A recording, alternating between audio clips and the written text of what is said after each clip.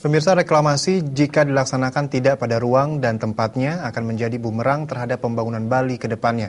Terlebih dampak negatif dari reklamasi yang terlalu dipaksakan dan tidak pada porsinya dapat memicu pertumbuhan sarana akomodasi yang tidak terkendali.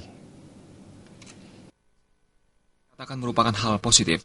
Namun jika reklamasi dilakukan tidak pada ruang dan tempatnya serta tidak pada porsinya, maka reklamasi dapat menjadi bumerang bagi Bali.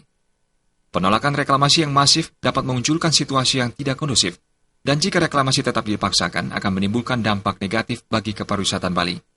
Anggota DPRD Bali Nyoman Tirtawan mengatakan, reklamasi Teluk Benoa sangat berpotensi memicu pertumbuhan sarana akomodasi yang tak terkendali di wilayah Badung Selatan, sehingga muncul persaingan yang tidak sehat.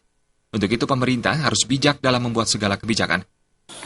Kita ketahui reklamasi itu kata positif.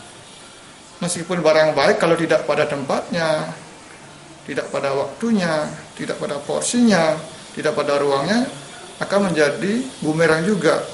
Kalau sekarang sesuai dengan statistik, akomodasi yang ada di Bali itu sudah lebih dari 100.000 dan terisi hanya 50%. Tidak dalam keadaan kita kekurangan wisatawan, kita menambah akomodasi.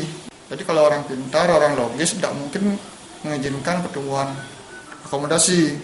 Jadi kita tidak ingin itu terjadi. Bagaimana pemerintah biar betul wise lah, bijak dalam membuat sebuah kebijakan. Reklamasi sebaiknya dapat diarahkan sebagai perbaikan landasan pacu airport, mengingat kondisi airport Ngurah Rai saat ini tidak mampu menampung pesawat berbadan lebar. Dengan pembangunan sebuah airport yang komprehensif, maka akan menunjang pemerataan dan peningkatan kunjungan wisatawan ke Bali.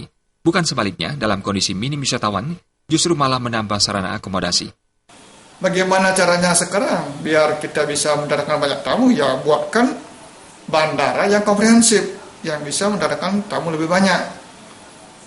Kalau tidak bisa diekstensi, diperluas Ngurah Rai, saya sangat mendorong ya rencana pembangunan bandara di Bali Utara, apakah di tengah laut ataupun di mana. Gung Nia dan Indra Wijaya, Bali TV.